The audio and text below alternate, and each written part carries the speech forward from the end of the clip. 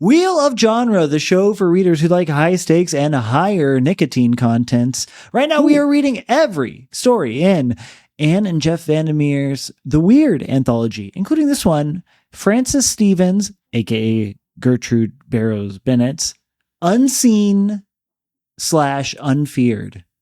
I'm Zach, and this week I am especially interested in the genre mishmash going on here. My God, we got a veritable ambrosia salad of the early 20th century.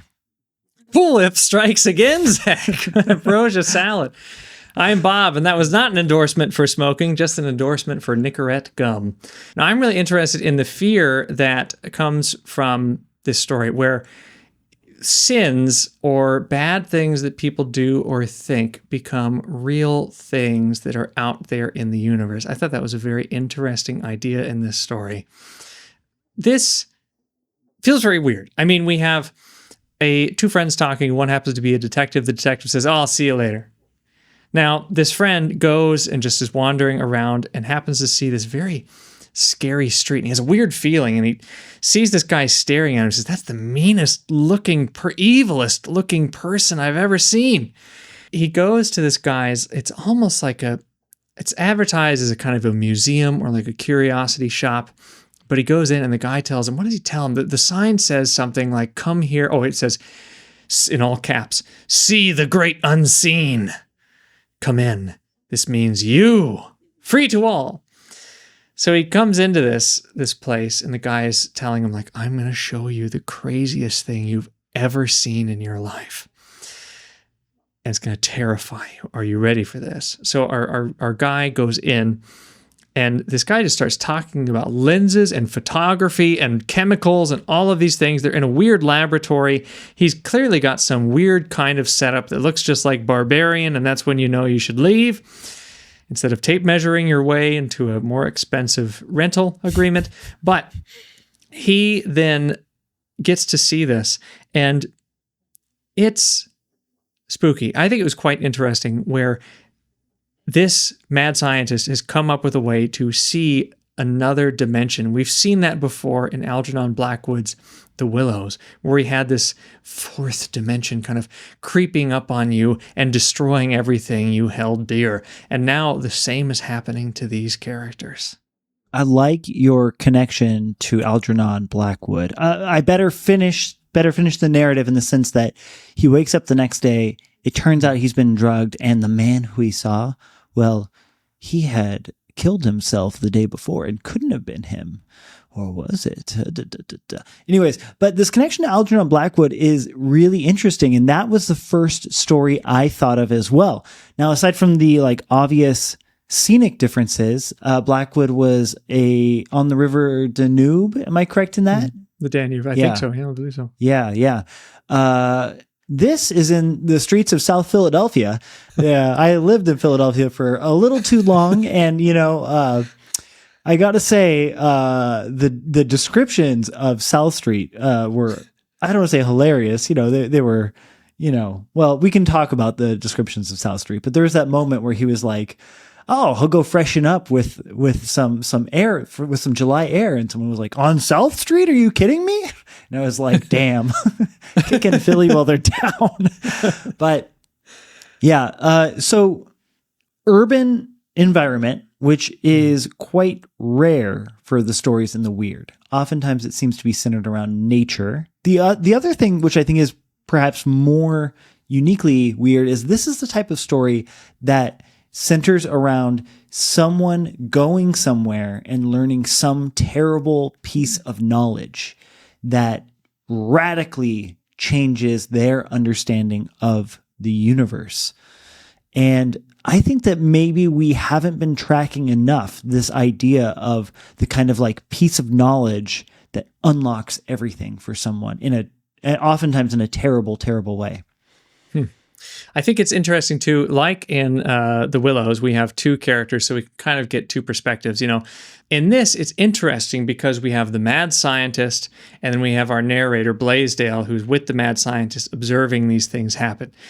Some of the green things that show up are compared to starfish, centipedes, spiders, Philly cheesesteaks, and they all have human faces. There's no Philly cheesesteaks, but they all have human faces, and they're just horrifying. Now, it's interesting because the doctor is like, I can't take this anymore. I know now that this is the true reality, and that as I think about these things, this true reality just it gets worse and worse. It compounds, and all of these things reproduce. The more I'm terrified, the more I can't bear reality, the more unbearable reality gets. It feels very similar to Blackwood's The Willows. And we can see this difference in reaction because he does end up killing himself. He's like, I can't take this anymore. I'm contributing to this. Everyone's contributing to this, and I just want out of it. But then the other guy comes away thinking, okay, none of that really seems reasonable to have happened. Yeah, I was probably drugged, but I still kind of suspect I did really see him and see all of these things. But then their conclusion is, quote, doubt is sometimes better than certainty, and there are marvels better left unproved. Those, for instance, which concern the powers of evil. I don't want to say I felt like they pulled their punch here, but, with the Willows, what was at stake was the idea of interdimensional monsters that you couldn't directly comprehend and yet fed upon your very soul. You know what I mean? Like, scary stuff for sure. You can't even see them. Your brain recodifies their appearance into a willow tree. You can't see what it actually is. Here, these aren't creatures necessarily from outside. They're intangible. They're invisible, yes, but they're also generated from you. And as best as I can tell, even though they look scary, they don't seem that harmful. Like, as a comparison, and they talk about microscopic beings in here, but I think that's like really, really the point of comparison to bring back up is like, every now and then I'll be deep on some YouTube hole, and I'll find someone who has like a very good microscope, who just puts random things under the microscope. You know what I mean? And you see like, oh, here's a piece of smoked salmon at, 5,000 magnification or whatever. And you look at it and it's just the most disgusting thing you've ever seen. Monstrous worms crawling through the flesh of your smoked salmon, putrefied, amoebas crawling around. It's terrible. It is absolutely vile. And you think to yourself, I'll never eat again. I couldn't possibly eat food again after what I now know, this terrible knowledge that has changed me. But here, the monsters don't seem to have any ability to affect you. And we've kind of just said, well, maybe it wasn't real. So we're left in this kind of just like, ooh, wasn't that fun kind of vibe.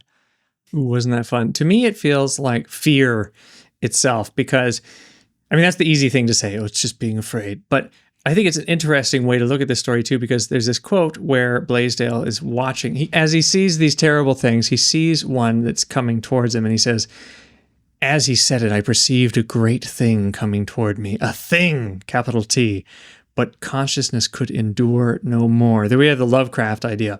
The ringing, threatening voice merged in a roar with my ears. There came a merciful dimming of the terrible, lurid vision, and blank nothingness succeeded upon horror, too great for bearing. Similar to VanderMeer, too, we have the monster there that you can't even look at because it will attack you and take consciousness away from you. But here we have something that's too scary to look at, and it just knocks him out. But you're right. None of these things can actually hurt you, and it is just like germs, these things that we have to coexist. So even if there was some sort of fourth dimension, it's just spooky glow-in-the-dark things crawling on the walls. It's okay. But at the same time, it's very easy to become afraid of something like that.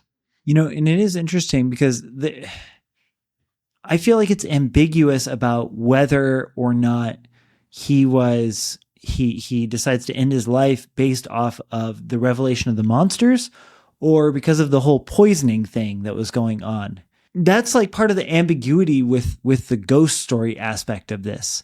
Because we got a bunch of, we got this ghost thing, we got the detective angle, and we got the emotional arc of this person starting the story full of drug-induced hatred and fear of the many immigrant people of South Philadelphia, and ending the arc of this causing them to be a love thy neighbor type. Zach, I want to switch over because you're mentioning something really interesting about these kind of layers and this kind of spiraling nature of layers. So yes, she was publishing as Frances Stevens, but her real name is Gertrude Bennett. I read this story and listened to it. I like to listen and read at the same time. It helps me a lot, especially when I'm super tired. But there's a great reader on YouTube. His name is Gav Cross Storyteller, and he does a really great reading of this.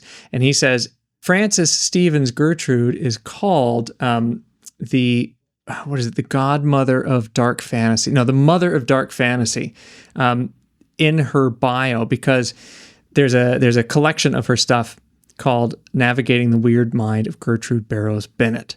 So I really would like to read more of that. And there is this really great biography, let me get it up here, online on the website called thefandamentals.com, and it's all about Gertrude Barrows Bennett, and it's 2 parts, and it goes in extreme depth. And here is a great opening to the way that this biographer writes about Bennett. Bennett said about herself, after reflecting on her first publication, she says, "I had just one merit as I remember it, and that was a rather grotesque originality." So she's very humble. She has just such a rough life of having to take care of different family members who become ailed and then die, and then another one's ailing, and she has to take care of that one, and then she has to raise her son. She had a really challenging life, and she was trying to publish all of this time. And while going through this, she kind of is inventing dark fantasy. She is publishing even before Weird Tales. She published her first story, she published in Argosy in 1882. And that was just like a kid's magazine, a kid's publication for weird, not even weird, just stories. And so she publishes this. It's called The Curious Experience of Thomas Dunbar. Now, I think we definitely have to read more of her. We have an intersection with her and Lloyd Arthur Eshbach. Remember a long time ago, we read another one, I think called The Isle of Skulls or The Isle of the Undead. Yeah. Isle of the Undead, yeah. Isle of the Undead. He was a big fan of hers, and he wrote, because he did enough research to find out, to quell these suspicions, that Frances Stevens was actually Abraham Merritt, the author of People in the Pit. A lot of people thought it was just a pseudonym for Merritt. And then Eshbach did all of this research and found out in 1952, he reprinted her book called The Citadel of Fear. And he said, look, no, she is her own writer. She is not the pseudonym for Merritt. And I think that's when people really discovered how many amazing stories she was writing and how important she was and how fundamental she was, because lots of people were her fans. They all thought it was Frances Stevens, but everyone was reading Frances Stevens, and that had a huge impact on weird fiction. Brief correction, I read that wrong. Argosy, the Golden Argosy, started in 1882, and she published that story in 1904, still before Weird Tales. Well, I was just thinking nothing would probably set me off more than writing a bunch of stories and people being like, oh yeah, obviously a pseudonym for Stephen King or something.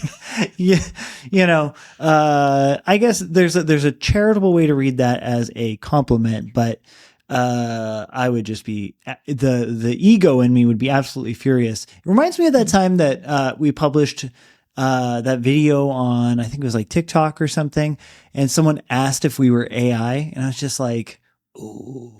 Like our faces? Yeah. Well, that's crazy. Okay. They're like, is this Maybe AI? we are. Yeah. Nobody knows. Oh my God. Are we about to recreate that moment where the AI podcast host questioned their existence? No, we're completely real, Zach. Yeah, of course. Of course. Yeah. Flesh and blood. Well, I think we owe it to ourselves to check out more of Frances Stevens' work. This was good. And I love a shout out to Philadelphia. We didn't even talk about the depiction of Philadelphia, but that's okay. It's really okay. I'll talk to you later, Bob. Talk to you later, Jack.